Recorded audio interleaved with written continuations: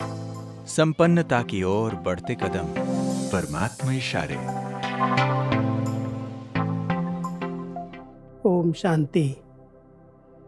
कर्मयोगी जीवन। जब हम कर्मयोगी शब्द का प्रयोग करते हैं तो कर्म और योग अलग नहीं हो सकते।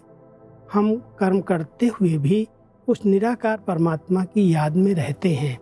आत्मिक स्थिति में स्थित होकर के फिर इन कर्मेंद्रियों को आधार बना करके हम कर्म करते हैं और कर्म के परिणाम में अच्छा हुआ या बुरा हुआ उसकी भोगना का अनुभव नहीं होता, क्योंकि हमारे साथ सर्वशक्तिवान परमात्मा स्वयं है। तो परमात्मा हम सब बच्चों को बहुत विशेष इशारा दे रहे हैं।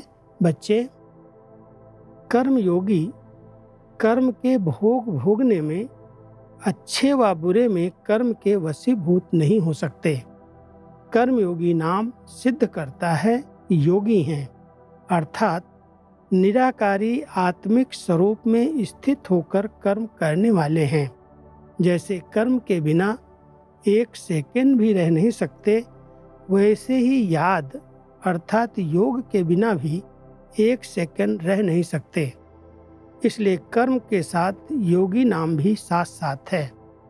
हम सभी इस कर्म क्षेत्र पर पार्ट बजाने के लिए आए हैं। कोई कहे हम कर्म संन्यास ले लेते हैं, परमात्मा कहते बच्चे, आत्मा इस कर्म क्षेत्र पर जब इस शरीर के अंदर आती है तो कर्म के बिना वो नहीं रह सकती है। जो श्वास ले रही है, संकल्प कर रही है, बोल रही है, खा रही है, चल रही है, ये भी तो एक कर्म ही है।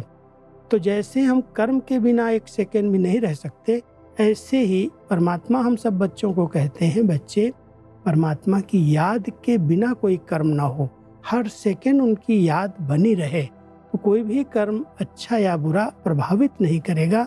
कर्म करेंगे और न्यारे हो जाएंगे, क्योंकि परमात्मा की याद हमें श्रेष्ठ कर्म के लिए प्रेरित करती है। तो कर्म योगी जीवन है। कर्म और योग दोनों कंबाइंड हैं, इनको हम अलग नहीं कर सकते। जैसे कर्म हमारे लिए आवश्यक है, ऐसे ही योग भी बहुत जरूरी है। योग माना परमात्मा की याद, और याद में रह करके किए हुए कर्म श्रेष्ठ कर्म बन जाते हैं। ओम शांति।